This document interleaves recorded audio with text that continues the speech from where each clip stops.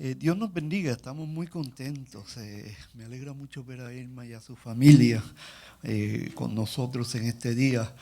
Cuando venimos al Señor, queremos vivir la vida, queremos disfrutar la vida, porque no solamente sentimos el gozo del Señor, ahora la vida tiene otro significado. Y escuché mucho tiempo atrás una frase y se me quedó bien grabada en lo profundo de mi ser. Y esta frase dice, hay que amar la vida para vivirla y hay que vivir la vida para amarla. Y es una frase muy cierta. La diferencia está en que muchas personas no saben lo que es la vida, no entienden lo que es vivir verdaderamente. Y para muchas personas la vida se conforma sencillamente en trabajar, comer, dormir, y entienden que eso es todo lo que hay en la vida. Para estas personas la vida se convierte más que en un placer, en un sufrimiento. Tuvimos el caso hace unas semanas atrás o hace unos días atrás de una persona que decidió ir y empezar a disparar indiscriminadamente sobre un grupo de personas que estaban trabajando. Porque sencillamente para esta persona no había razón para vivir. Porque al final de todo eso se quitó la vida. Y continuamente escuchamos de estos casos, personas que no saben disfrutar la vida. Y en el día de hoy quiero hablarles de ese tema, vivir la vida. Y quisiera utilizar 3 pasajes bíblicos que nos dan 3 consejos de cómo podemos vivir la vida. ¿Qué es lo que tenemos que hacer? En estos 3 pasajes lo vamos a ver para vivir la vida. Porque hay una diferencia entre lo que es la vida que dice el mundo y la vida que dice Dios. Y la Biblia nos enseña a vivir la verdadera vida. De hecho, la definición de vida en la Biblia es muy diferente a lo que es la definición en el mundo. La definición de vida en la Biblia es simplemente una persona. Jesús lo dijo de esta forma: yo soy el camino, yo soy la verdad y yo soy la vida. Así que si queremos vivir la vida, tenemos que empezar teniendo a Jesús en nuestro corazón. Bendito el Señor. Y quisiera leer el primer consejo que nos da la Biblia. Y el primer consejo es bien simple. Dice sencillamente, mide tus palabras. Primer consejo. Y se encuentra en Salmos capítulo 34, los versículos 12 al 14. Y en lo que estamos listos vamos a hacer una oración dándole gracias a Dios por este pasaje bíblico y el sermón de esta mañana. Padre, en el nombre de Jesús, gracias, porque tú, Señor, nos das vida y vida en abundancia en Cristo Jesús. Gracias porque podemos servirte y hemos encontrado en ti la fuente de todo bien, Señor, y tú nos has dado vida juntamente con tu Hijo, Señor. Ahora te pedimos, Señor, que nos des la gracia de poder expresar tu corazón acerca de este tema y que podamos recibirlo a través, Señor, de nuestro espíritu para que lo podamos atesorar. Y todos aquellos que nos ven, Señor, que puedan entender mejor qué es el vivir en ti. En el nombre de Jesús hemos orado. Amén y amén. Salmo 34, versos 12 al 14. Y este salmo es hermoso, es uno de mis salmos favoritos. Sencillamente vamos a leer el verso 12 al 14. Dice de la siguiente manera: el que quiera amar la vida y gozar de días felices. Primer consejo, ¿qué es lo que tiene que hacer? Que refrene su lengua de hablar el mal, sus labios de proferir engaños, que se aparte del mal y haga el bien, que busque la paz y la siga. Entonces, y esto es importante, el primer consejo que vamos a hablar hoy, la Biblia tiene muchos, pero vamos a hablar solamente de 3, es que tenemos que aprender a refrenar el mal en las cosas que decimos. Refrene su lengua del mal ¿Y sus labios de qué? De hablar engaño. Busque la paz y sígala. Y el hablar es algo muy importante y las palabras tienen un peso que a veces nosotros no entendemos. Pero quiero ver si lo podemos entender con la creación. Cuando Dios creó las cosas, Él lo hizo ¿cómo? Hablando. Él dijo y fue hecho. Él dijo sea la luz y fue hecho. Él dijo sean creados los animales y fue hecho. Lo único que Dios no dijo fue el hombre, porque Dios lo creó con sus propias manos, dándole un valor especial al hombre. Pero todo lo demás Dios dijo y fue hecho. ¿Sí? Dios no dijo sea el hombre hecho. Dios ¿qué hizo? Lo hizo él mismo del barro. Es lo único que Dios no dijo. Todo lo demás Dios dijo y fue hecho. Las palabras tienen un peso muy grande. Y tenemos que aprender a hablar. Aleluya. Educación 1.1 en la iglesia hoy. Tenemos que aprender a hablar. Tenemos que aprender a expresar el corazón de Dios a través de nuestros labios. Y quiero volver a repetir eso porque quiero que se nos meta bien profundo. Tenemos que aprender a expresar el corazón de Dios a través de nuestros labios.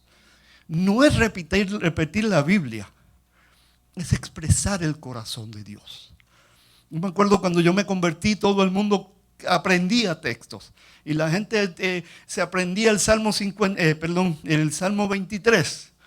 Se aprendía Isaías 53. Se aprendía el Salmo 101. Y la gente le gustaba. Y me acuerdo que se paraban al frente a la gente y recitaban salmos. Me acuerdo también ver algo que si hoy en día lo tratamos de hacer, ¿qué problema nos buscamos con todas las versiones de la Biblia que hay? En aquel entonces solamente habían una o dos versiones, ahora hay tantas. Lo que se llama batalla de textos bíblicos. Y llamaban a una persona y la ponían frente a otra y esas personas empezaban a citar versos. Juan 3:16 y la otra venía Juan y seguían así citando versos hasta que una de esas dos personas ya no tenía más versos que citar y la otra era el vencedor. O había veces que lo hacían un poco más difícil, le daban un tema, dime un texto de este tema. Aleluya, ya eso era para los que tenían más conocimiento.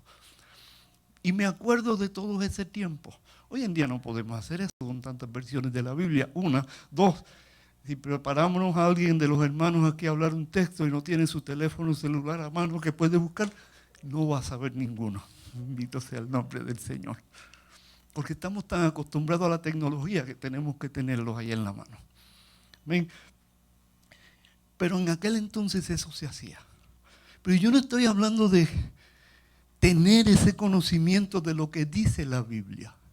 Estoy hablando de expresar el corazón de Dios a través de nuestras palabras. Me explico.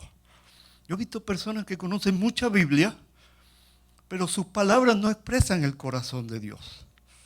Sus palabras expresan cosas negativas. Sus palabras expresan algo que no es el corazón de Dios. Y les voy a dar un ejemplo y no se enojen conmigo.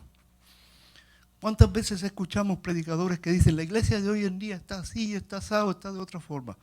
Ese no es el corazón de Dios. La Biblia dice que la iglesia es la novia de Jesucristo.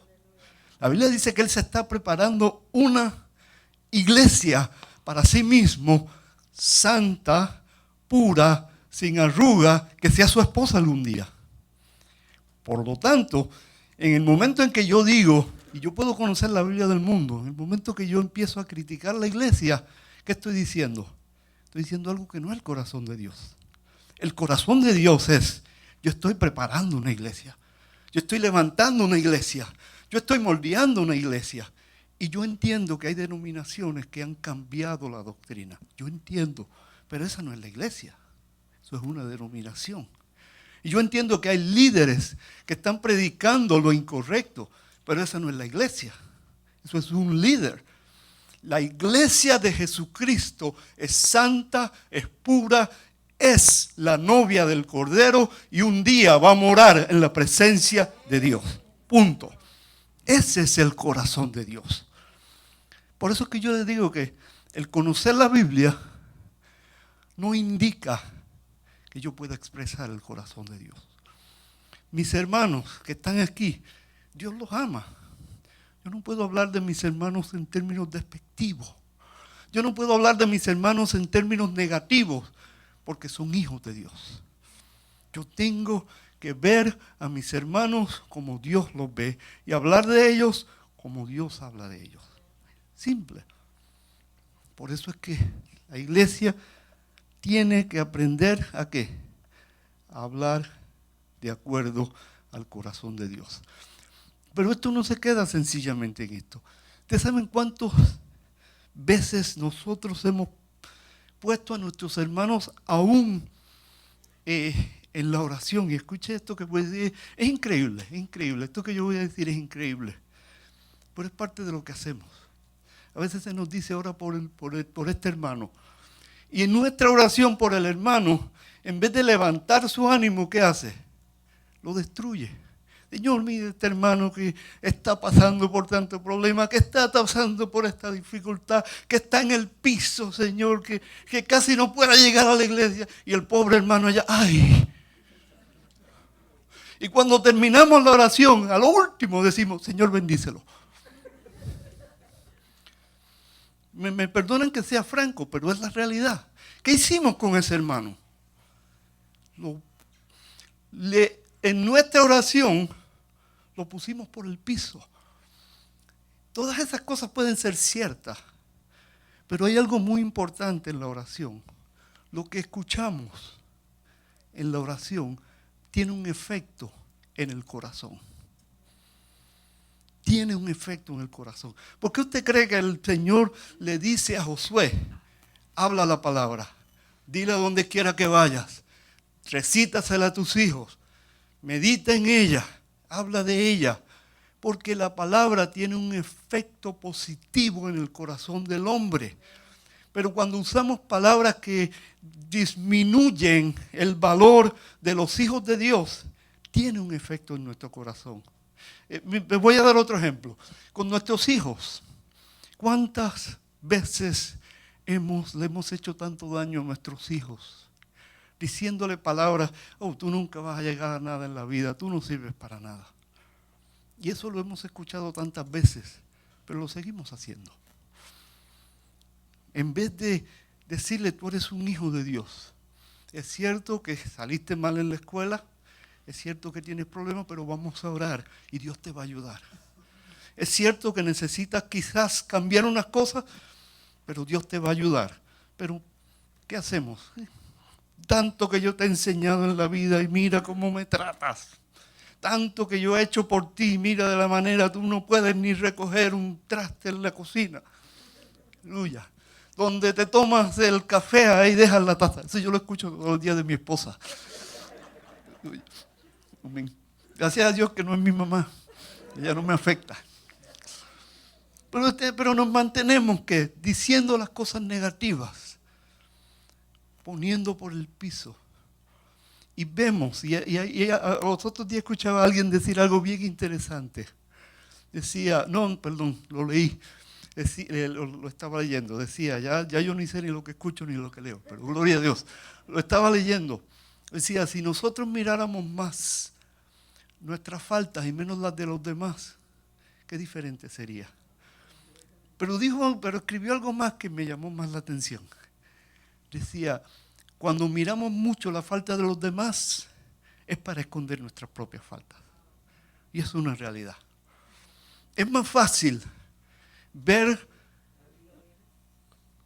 la paja en el ojo de mi hermano que ver la viga que hay en mi ojo.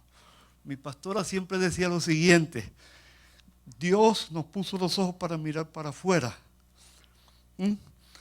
Si nosotros pudiéramos mirar para adentro, qué diferente trataríamos a los demás.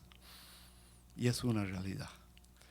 Cuando empezamos a mirar hacia adentro, nos damos cuenta que mucho de lo que nosotros criticamos en otros es porque nosotros lo tenemos.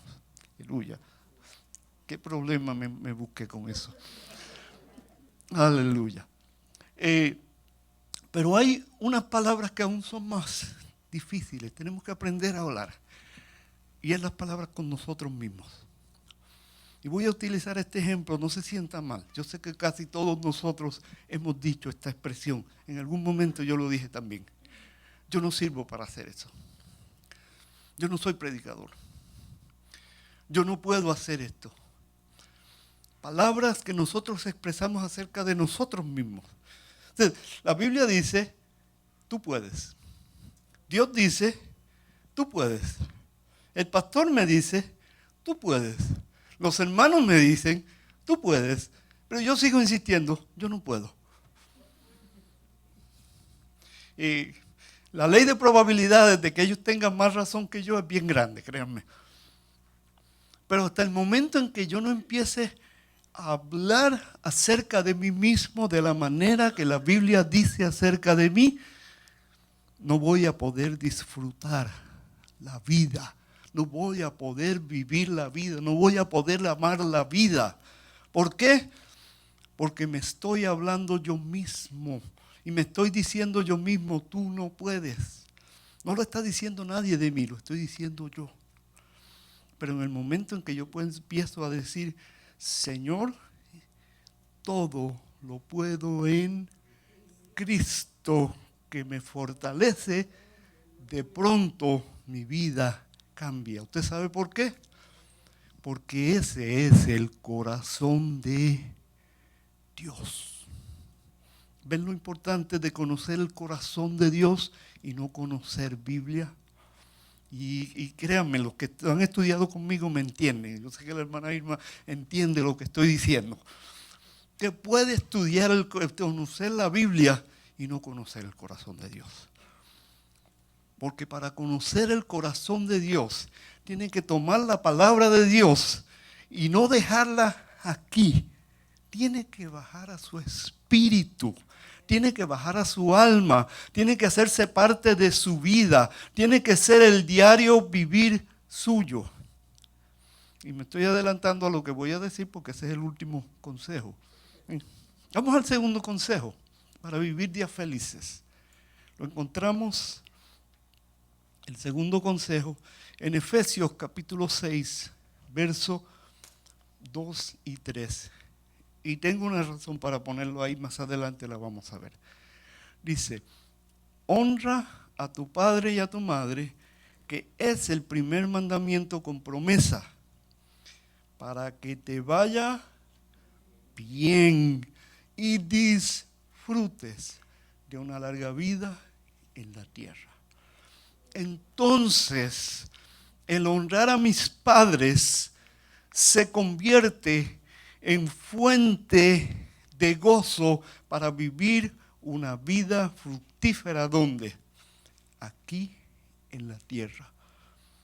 Es muy importante. Más adelante, es más, se lo voy a adelantar. Usted no puede honrar a Dios, ¿ok? Que es su Padre, si usted no puede honrar a su Padre. Es imposible. Porque usted va a tratar a Dios de la manera que usted trata a su Padre. Y usted dirá, hermano, ¿cómo va a decir eso? Yo amo a Dios sobre todas las cosas. Para mí Dios es lo más importante. Si usted no puede soportar a su Padre, que está ahí con usted, ¿cómo usted puede decir que eso puede soportar a Dios? Juan lo dice más bonito. Si usted no puede amar a su hermano que lo tiene al frente, ¿cómo puede decir que ama a Dios? Es el mismo concepto, es el mismo principio. No se puede amar a un padre allá en el cielo cuando el Padre aquí en la tierra lo detestamos. No se puede, no pasa, no funciona, no es compatible. Porque para yo poder honrar a ese Dios que está en el cielo, yo tengo que primero saber honrar a mi Padre aquí en la tierra. Para yo poder darle gloria allá en el cielo, yo primero tengo que entender cómo yo puedo darle honra a mi Padre aquí en la tierra. ¿Por qué? Porque si yo no lo hago aquí, cuánto menos a Dios que no lo estoy viendo. Aleluya. El pastor está hoy dando mucho limazo. Aleluya. En Puerto Rico decimos limazo. En otros países dirán otras cosas, pero estamos dando mucho golpe. pero es la realidad. Tenemos que aprender a honrar a nuestros padres. ¿Y cómo se honra de acuerdo a la Biblia a nuestros padres? Primeramente, tenemos que hacer ¿qué? Buscar la paz con nuestros padres. Segundo, en otras palabras, si yo entiendo que muchos de nosotros hemos sufrido en manos de nuestros padres terrenales. Yo entiendo que hemos sido abusados en tantas áreas en nuestra vida terrenal con nuestros padres. Yo entiendo que a veces los padres hemos sido abusadores con nuestros hijos. Lo entiendo, yo lo sé. Pero eso no es lo que dice la Biblia. El corazón de Dios es honra a tu padre y a tu madre para que te vaya bien, para que tengas una vida fructífera, para que logres disfrutar la vida.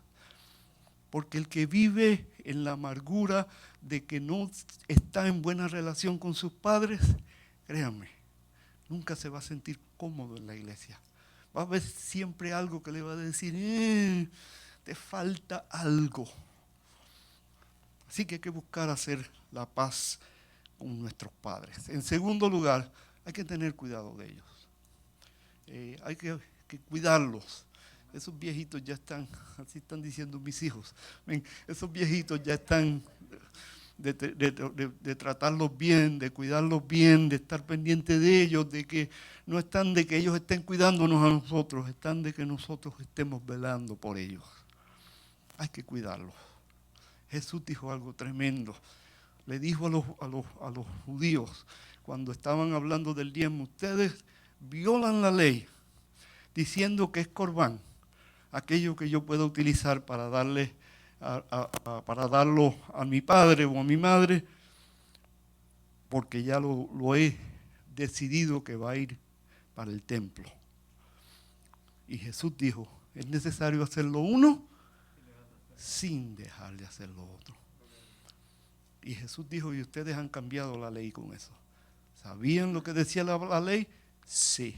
¿La estaban llevando a cabo? No.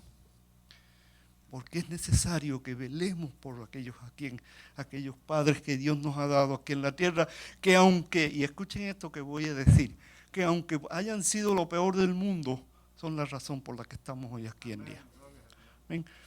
Tercero, demuéstreles afecto. Aleluya. Y cuando mi mamá estaba viva, nosotros íbamos al asilo de ancianos. Ella tuvimos que ponerla en un asilo de ancianos por su condición médica. Ella había perdido la mente, tenía demencia senil. Por lo tanto, ya ella no respondía. Y la familia no tenía los medios para mantenerla en la casa. Y fue necesario llevarla a un lugar donde ella estuviera. De hecho, cuando la llevamos a ese lugar, los médicos le habían dado meses de vida. Después de eso vivió 7 años. O sea que la pudieron extender su vida en ese lugar. Fuimos criticados grandemente por eso, pero dejarla morir en la casa sin darle las atenciones correctas, yo creo que hubiera sido más inhumano que tratar de velar por lo mejor por ella.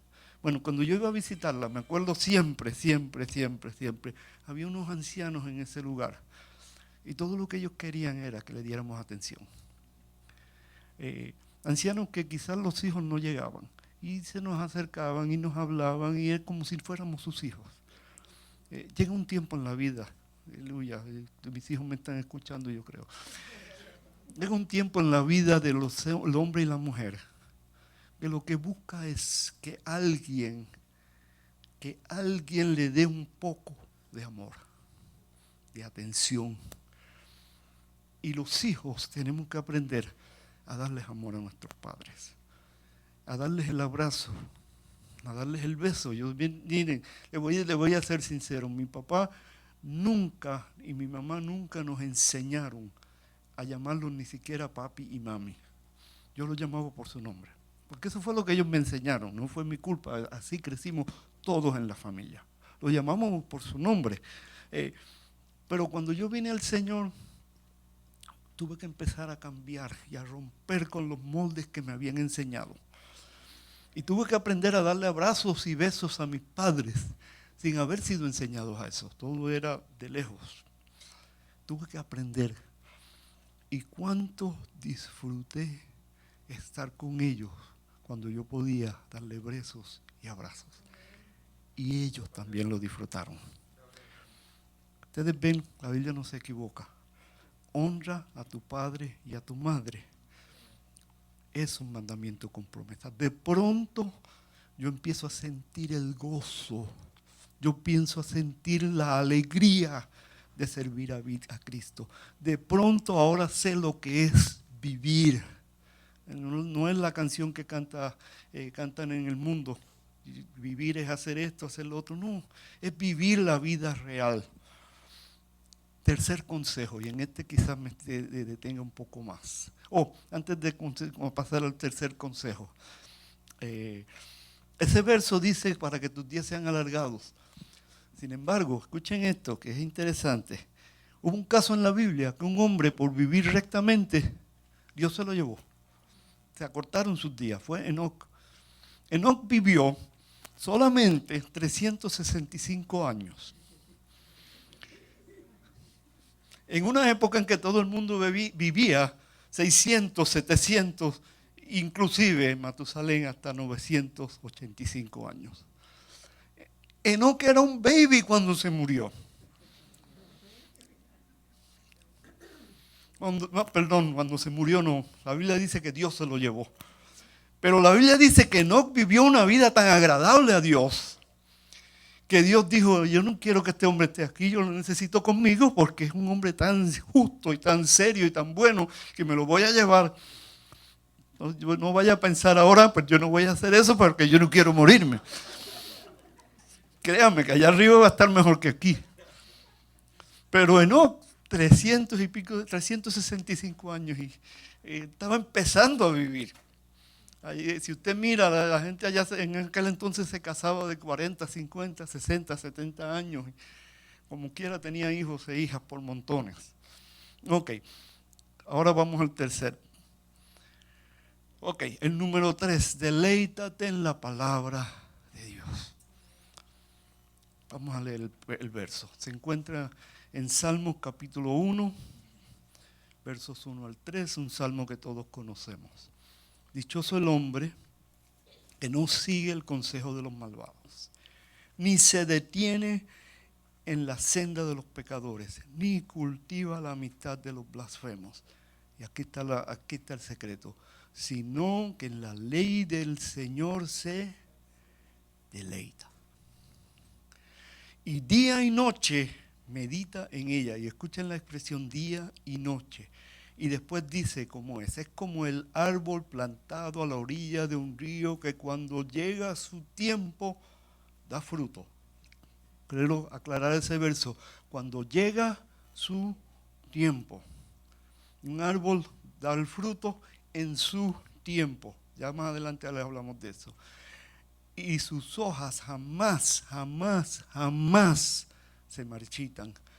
Todo cuanto hace prosperará.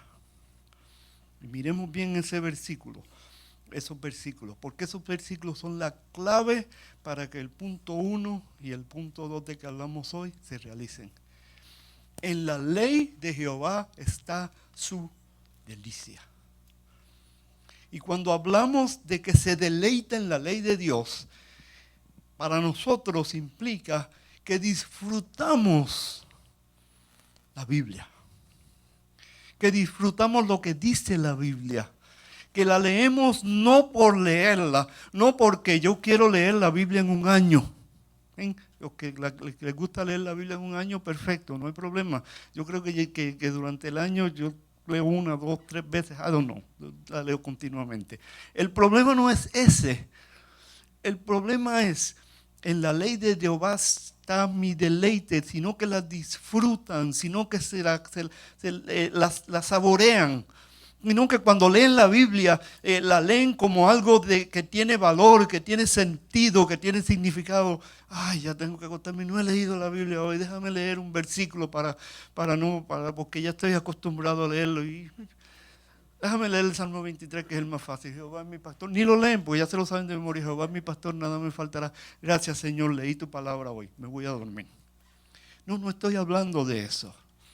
Estoy hablando de personas que toman la Biblia. Señor, toman la Biblia y empiezan a orar mientras leen. Señor, ¿qué hay aquí, Señor? ¿Qué tú me quieres hablar hoy, Señor? ¿Qué significa este versículo? De pronto leemos un versículo, pongan un versículo cualquiera. Bienaventurados los que lloran, porque ellos alcanzarán consolación. Y de pronto ese versículo empieza la persona y dice, wow, Señor.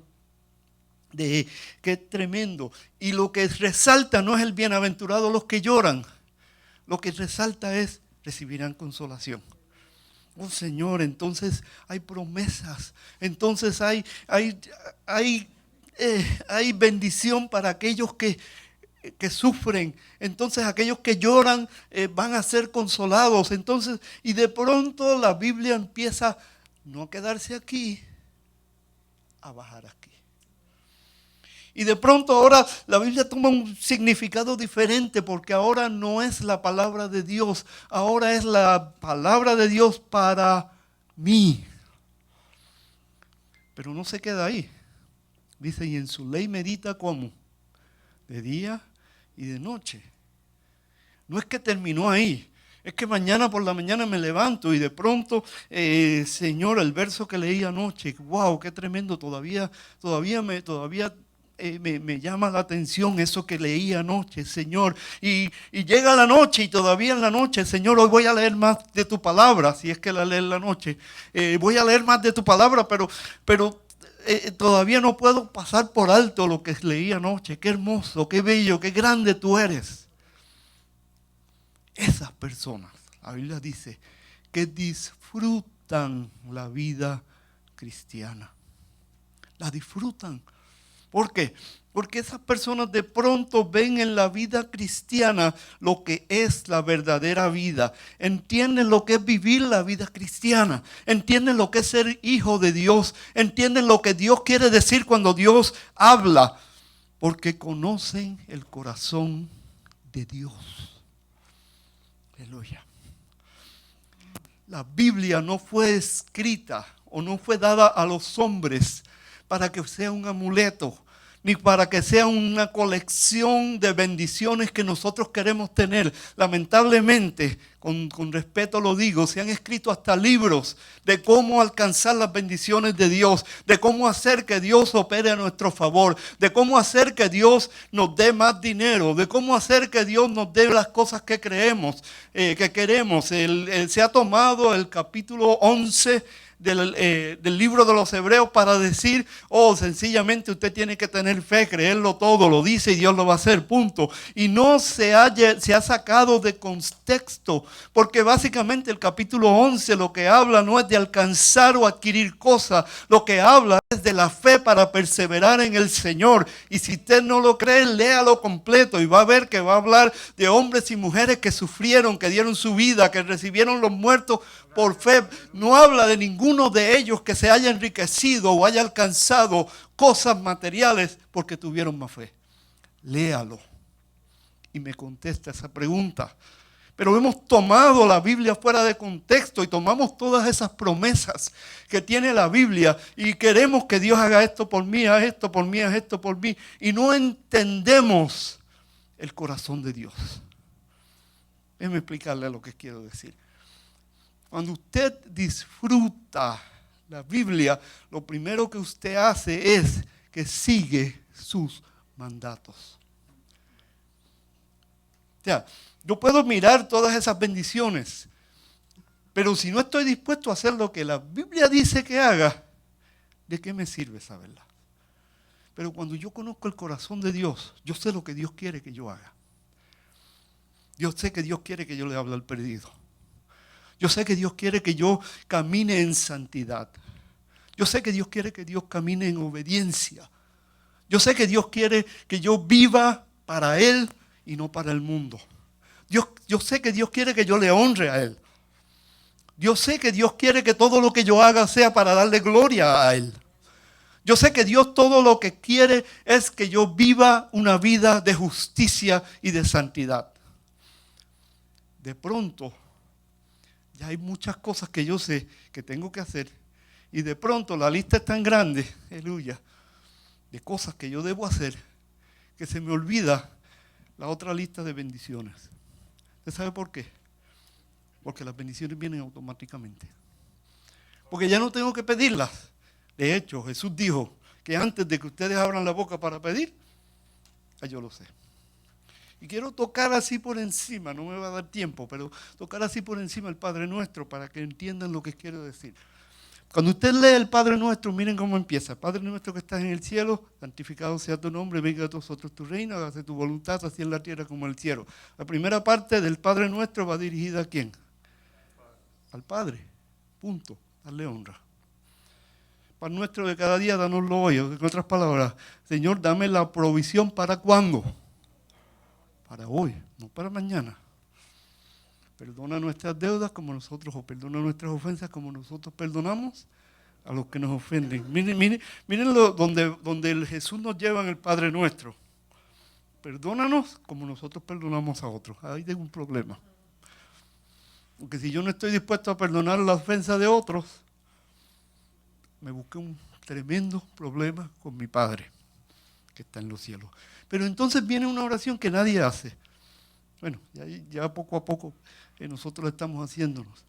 Líbranos de la tentación.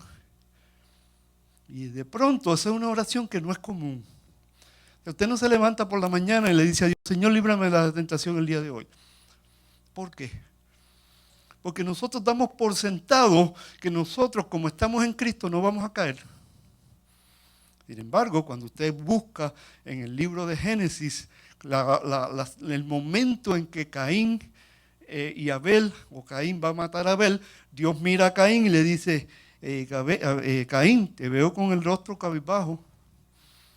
¿Dónde está tu hermano? ¿Sabía Dios lo que había en el corazón de Caín? Claro que lo sabía. La respuesta de Caín, ¿soy yo acaso el guardia de mi hermano? Ruda, agresiva. La Biblia no lo presenta así, pero yo sé que fue así. Y Dios le dice que la tentación está, o en la tentación no, le dice, el pecado está a las puertas. Añade, pero tú lo puedes vencer. ¿Qué ves? Líbrame de la tentación, Señor. ¿Por qué? Porque el pecado está a las puertas. Todos nosotros somos tentados diariamente. Y si usted cree que no, pregúntele a los líderes religiosos que han caído en adulterio teniendo esposas, que han robado o que se han quedado con el dinero de la iglesia teniendo un salario. Pregúntele a las mujeres y hombres que diariamente abandonan su iglesia porque han caído en pecado, porque no han podido vencer la tentación a volver a usar drogas, porque no han podido caminar en el Señor. Y qué fácil es sencillamente levantarnos todos los días y Señor, líbrame de que no peque contra ti.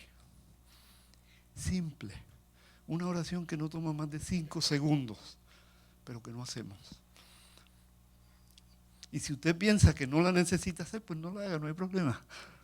Pero créame, en mi experiencia personal, todos los días somos tentados, aunque a veces ni cuenta nos damos. No, que mira, vamos para el break. ¿Ok? Escuchen esto. Esta es una que todos conocemos. Vamos para el break. No, pero me faltan 5 minutos, el jefe no se va a dar cuenta. No salió de nosotros. Nos tentaron. Y de pronto, ¿verdad? El jefe no va a estar pendiente. 5 minutos, total, yo trabajo bien fuerte. Y usted dirá, pero eso no es pecado. Bueno, dentro de su concepto quizás no es pecado, pero dentro del honrar a Dios, dentro de darle gloria a Dios, dentro del hacer que Dios sea primero, sí tengo un problema. ¿Por qué? Porque Dios me dice que nosotros tenemos que ser ¿qué? Fieles en todo. Entonces ahora tengo un problema con Dios. Porque déjenme explicarle en letras rojas bien grandes, solamente se peca contra Dios. ¿Se puede pecar contra su hermano? La Biblia lo llama ofensas, sí.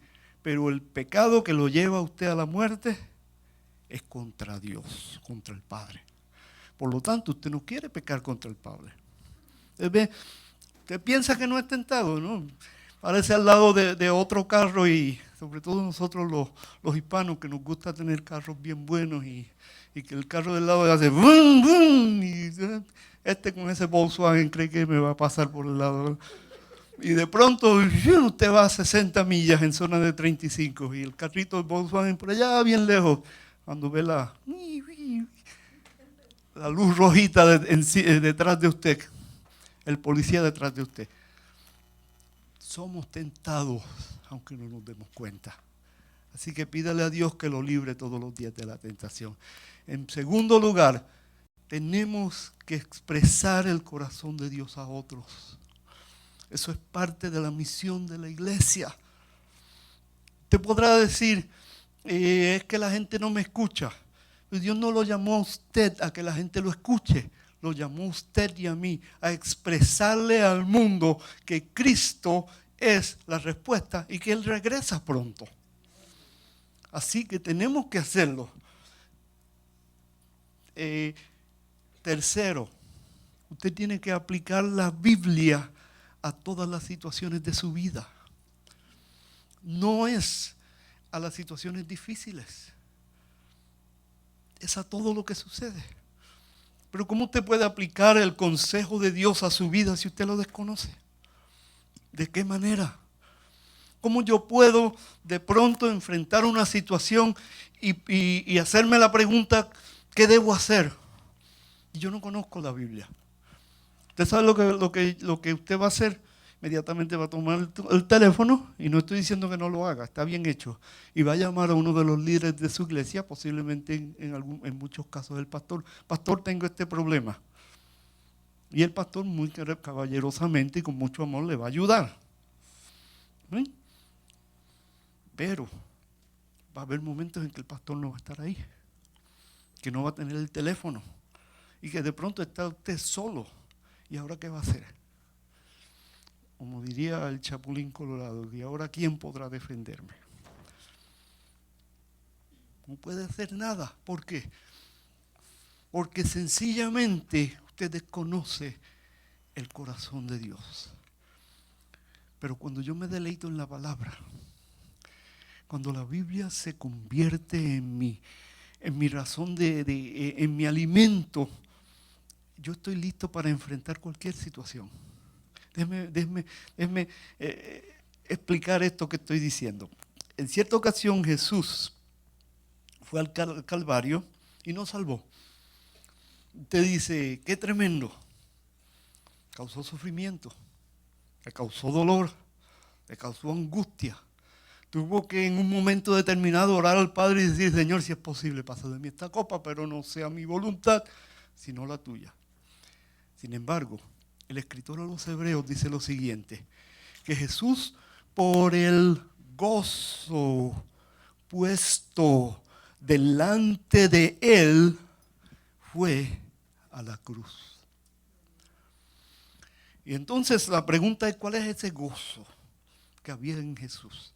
Y usted puede pensar que el gozo fue que Dios lo vio salvarse a usted.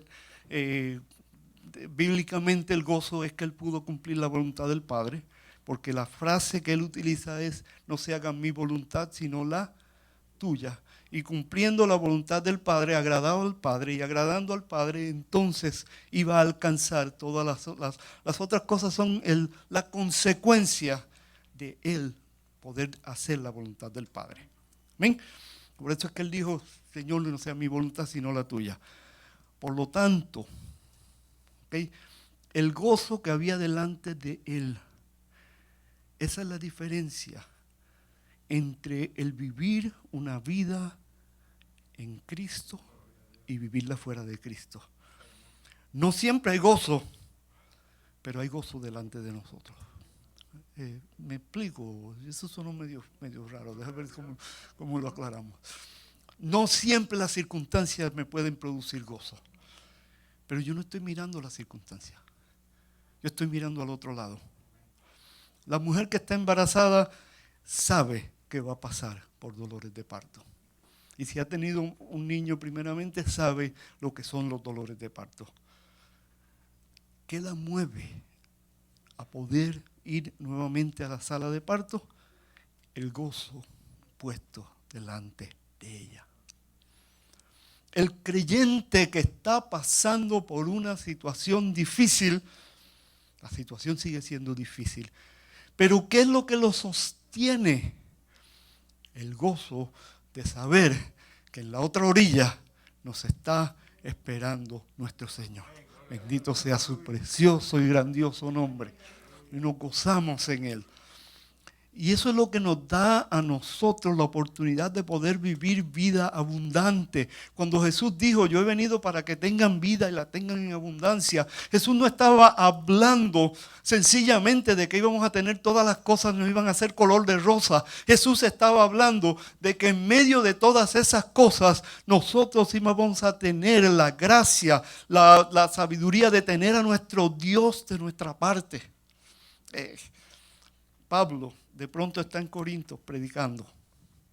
Y Pablo ya está tomando decisiones de irse. Y Dios le dice, espérate Pablo, quédate predicando aquí más. Porque tengo mucho pueblo aquí. Entonces de pronto ahora Pablo renueva sus fuerzas. ¿Por qué? Porque hay pueblo, que hay pueblo ahí que hay que alcanzar. El gozo. Predicar el evangelio produce gozo cuando sabemos que un alma se va a salvar. Y puede ser que le prediquemos a 20 y nos digan, yo no quiero saber de eso. Pero la número 21, el gozo de la número 21 nos mueve a seguir predicando. El gozo que está puesto delante de nosotros, de saber que vamos a tener una vida eterna con Cristo, nos fortalece. Ahora bien, podemos sencillamente no estudiar las Escrituras, no disfrutar de la vida cristiana y vivir sencillamente amargados, vivir sencillamente desilusionados, vivir criticando todo lo que se hace en la iglesia, vivir poniendo a un lado todo lo que dice la Biblia y dejándonos llevar por las circunstancias. O podemos hacer de la palabra de Dios nuestra delicia y ver el fruto de todo lo que Dios dice. Para terminar, quiero resumirlo de esta forma. Al deleitarnos en la palabra de Dios, vamos a hablar conforme a ella. A honrar a nuestros padres. Al honrar a nuestros padres entenderemos mejor lo que es dar gloria a nuestro Padre Celestial. Y así disfrutaremos de la verdadera vida, no importando las circunstancias. Y todo esto lo aprendemos de la palabra de Dios. Quiero terminar con esto y le entrego a la agrupación si tiene algún cántico. Cuando yo conocí al Señor, le hice una petición en particular a Dios. Señor, yo quiero hablar tus palabras. No estaba hablando de predicar. Créanme, si hay algo que a mí no me llama mucho la atención es predicar. Me encanta enseñar, pero predicar no me llama mucho la atención. Estaba hablando de que yo quería que mi lenguaje fuera el lenguaje de Dios. Estaba hablando de que quería que las palabras de la Biblia se metieran tan adentro de mí que cuando yo hablara con las palabras de la Biblia. Me explico. Cuando Pablo saludaba, ¿cuál era el saludo de Pablo? Gracias y paz a los hermanos. Y yo quería que eso se hiciera parte de mi vida. No el decir las palabras, sino que ese sentir de que la gracia y la paz de Dios sean con ustedes estuviera dentro de mí. Para que yo lo pudiera demostrar a nuestros hermanos. Estaba hablando de que cuando yo hiciera algo, lo hiciera como dice la Biblia, que nuestra palabra sea ¿qué? Con gentileza, que nuestra respuesta sea con gentileza, que trate a los demás de la manera que yo quiero ser tratado. Que yo quería que ese vocabulario se metiera en mi vida. Y gracias a Dios le doy que Dios me hizo maestro de su palabra. Porque he entendido tantas cosas de Dios y créanme, todavía me falta tanto por aprender. Y he entendido tantas cosas de Dios y de quién es Dios y cómo Dios opera. Y si el sentir de cada uno de nosotros es que la palabra de Dios se haga tan viva y real en nosotros, que al hablar nuestras palabras sea como abrir la Biblia y escucharla, yo creo que viviríamos vidas más fructíferas en el Señor. Porque con todas las cosas que nos han pasado, yo le puedo contar cientos de cosas que me han pasado. Y en ninguna de ellas me he visto tan afectado que he de alguna manera pensado, oh Dios mío, ¿por qué tú me haces esto? Sino todo lo contrario. En todas ellas, cuando se me pregunta, ¿y cómo estás? Y aquí están los hermanos que son testigos. ¿Dónde estás? Bien, no te preocupes. ¿Cómo está tu esposa? Bien y mejorando. En 2 semanas tengo que llevarla a una cirugía. ¿Cómo está Nancy? Bien y mejorando. ¿Por qué? Porque yo he aprendido que el gozo del Señor no depende de mis circunstancias, sino que depende de que viva la vida que Dios ha establecido y me deleito en lo que Él dice y trato de que lo que Él dice se haga real en mi vida. Que Dios nos bendiga.